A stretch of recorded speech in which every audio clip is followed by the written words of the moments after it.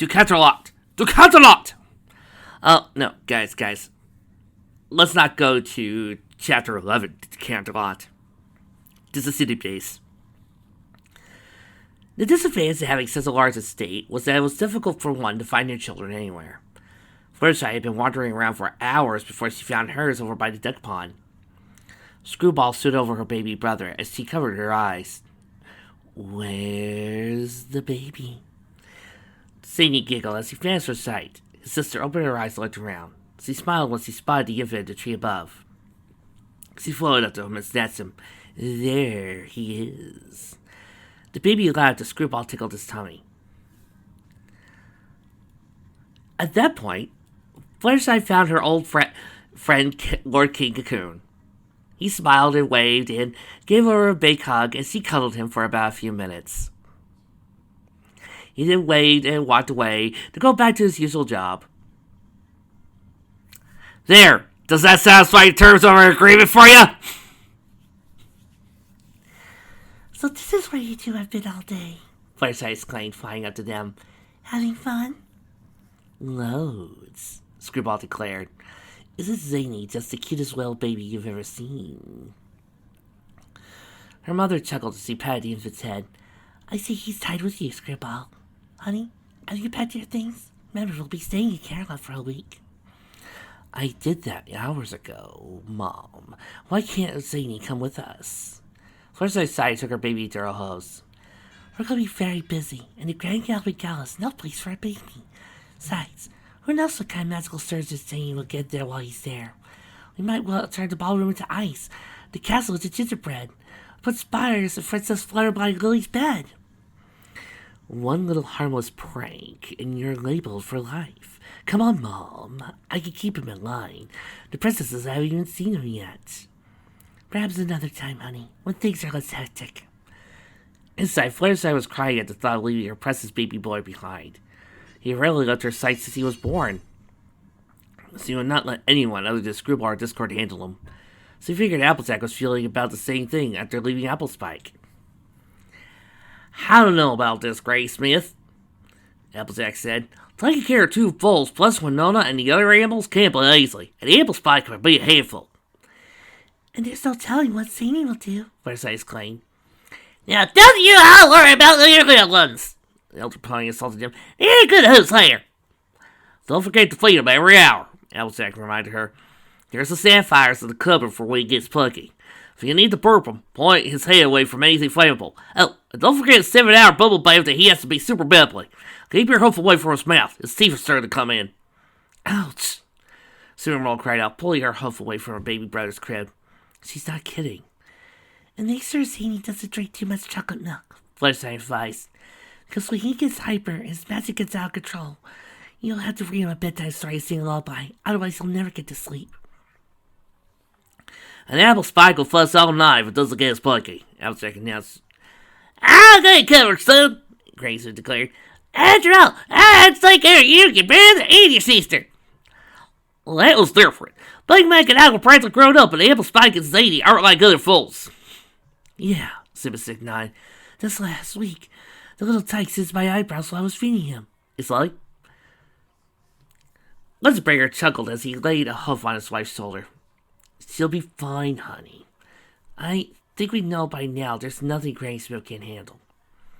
What about Zany? Fluttershy asked warily. His actions are unpredictable. What if he teleports himself into the Everfree Forest and gets attacked by Timberwolves? What if he turns invisible and can't turn back? What if... Discord clasped the haw over her mouth. Quit worrying, dear. Nothing bad is going to happen to our baby. He is a Discord after all. Now come on, girls, I insisted. We're going to miss the train. The Crocus groaned. For the 1000th time, I can get us all there in a second. I know, and I'll wait for you to do that, big guy. But train rides are fun, but they take forever. You could go ahead if you want, Dad, Screwball said. But I want to take the train. You know, and spend alone time with Mom. Discord stiffened. What are you talking about? I love trains. Oh no. Thank you, train guy.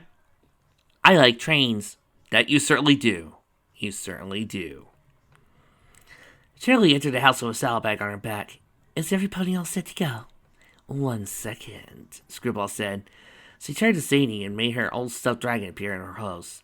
Here, little bro, she said hazily to him. Sir Fangslot will keep you company. The baby looked curious at the toy and put its claw in its mouth. No, it's not for eating. She silently put a spell on Sir Fangslot, causing Zany to squeal and release it from his mouth. You be good, all right, she said, rubbing his belly. Everything will be okay, Fluttershy assured her son frantically. Mommy will be home soon. Discord reached in and ruffled his hair, causing him to giggle. Meanwhile, Applesack and Spike were saying their final goodbyes to their baby. Applesack and Linsenbringer. Dirt! Almost had him on that!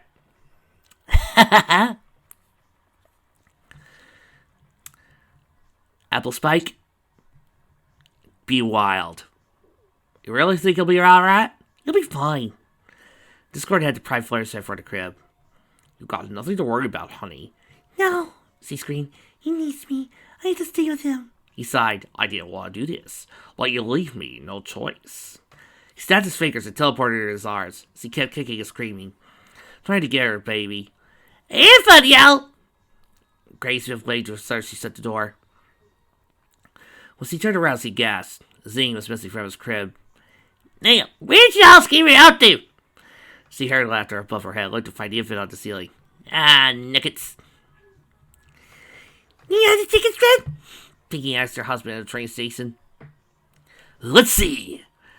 The red-headed orange pony said as he dug in his saddlebag. They should be. Huh? I seem to misplace them. What? Pinky screeched. Red, the train is leaving in 5 minutes, and Twilight's expecting us. If we don't show up, we'll see to forget all about her. Expect us to let's be such a dumb Brandon. Wait, I think I know where they are. You do? Yeah, right. He reached behind her ear and pulled out 5 tickets. Here! Piggy squealed. I love it when you do that. How does he do that? Rarity marveled, scratching her head. He has no horn, no sleeves, no nothing. It's quite easy. It's just a simple prestidigitation trick using a little bit of manipulation. Piggy's hair is obviously fluffier than it ever has been, especially after she got married. It's quite easy to store something in there before the opportunity arises, and then it's very easy to just manipulate and distract Piggy to reach in at the appropriate time. I swear, some of you ponies would never survive Penn and Teller. When are the others gonna show up? Cherry Pie asked patiently. Yeah, Raspberry Pie demanded. We're Thunder and Lightning and Princess of Rainbow and Soren. But Screwball and Dinky and Cinemastick, Blueberry continued. Discord and Fluttershy and... Okay. We got it. The albums will be coming soon, Rarity responded. Along with the news and discords, the Dashes will be arriving at the Gallo and the Wonderboats. And the dots will be coming along and following the dashes. Then a few more dashes will be arriving, followed by some more dots. Then a couple more dots, followed by some more dashes. And then another dash, followed by another dot. Then another dot, followed by another dash.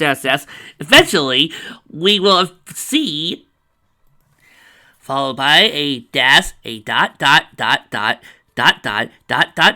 slash, space, slash, dash, slash, dash, dash, slash, dash, space, space, space, I'm sorry for that last one. A slash, a slash,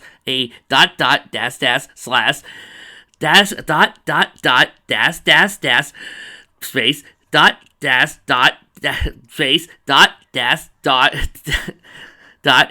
space, space, dash.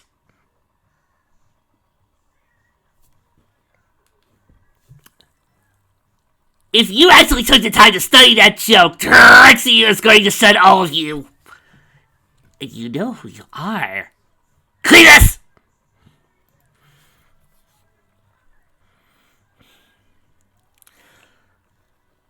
Linsenbringer came flapping in onto the platform, followed by the rest of the group. Sorry we're late, guys. It took a while to drag Fluttershy away from Zany.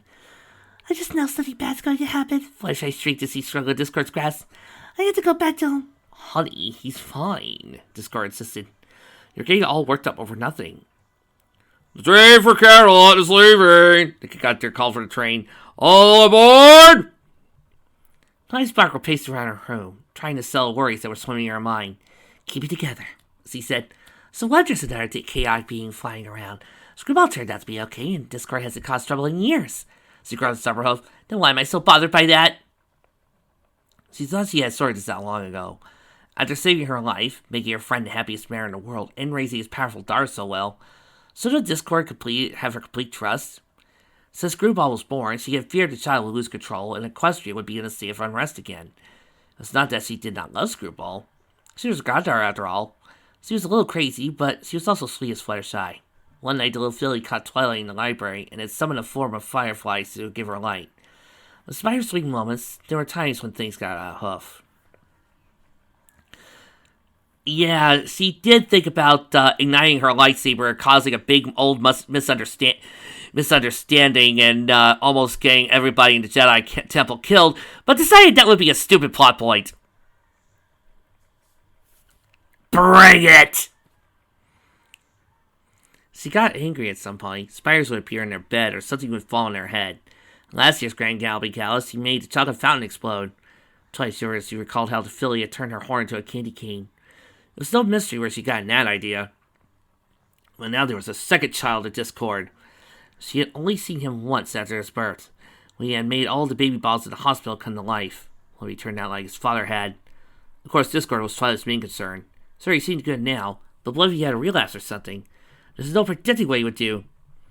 A knock brought Twilight out of her train of thought. Come in! When she saw at the door, she stiffened. Standing near was a Pegasus guard with a golden coat, blue eyes, and a blue tail. He used to be taller than her, but after being an Alicorn for so long had increased their height, and now they were at the same eye level.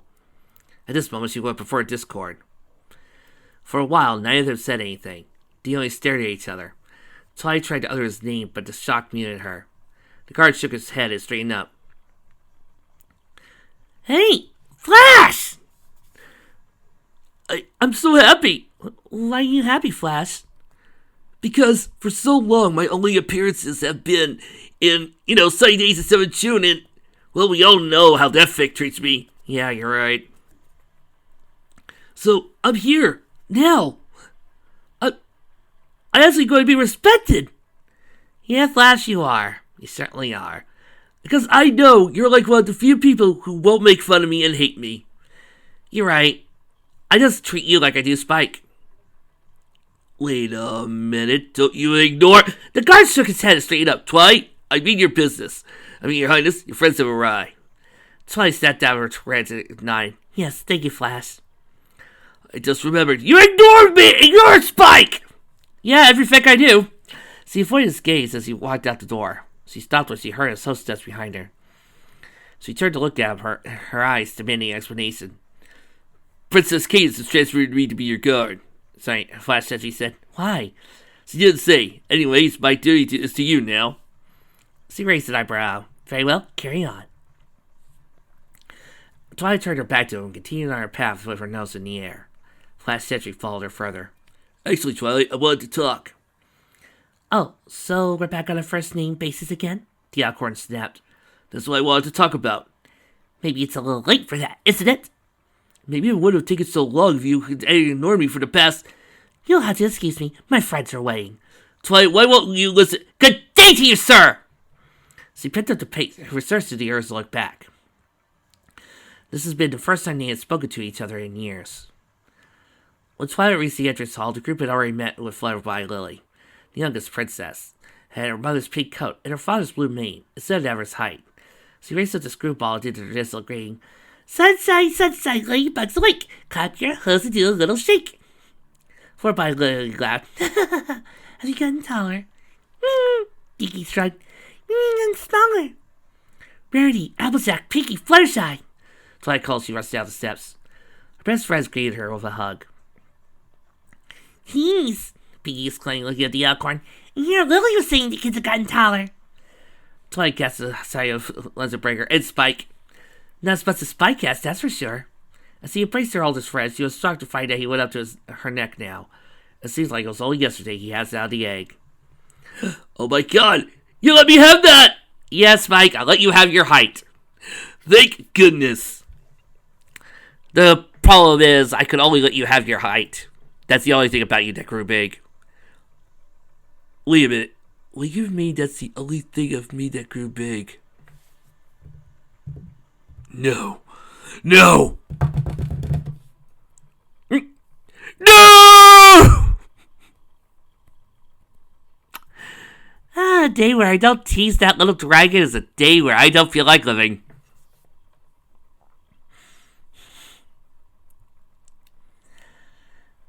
I'm so glad you're all here. Come on, Lily and I will show you to your rooms. As he trudged through the corridors, Rarity gave Twilight her usual pestering. Twilight, darling, this is Fred and Flossie Potts who's around your age and... The Alcorn groaned.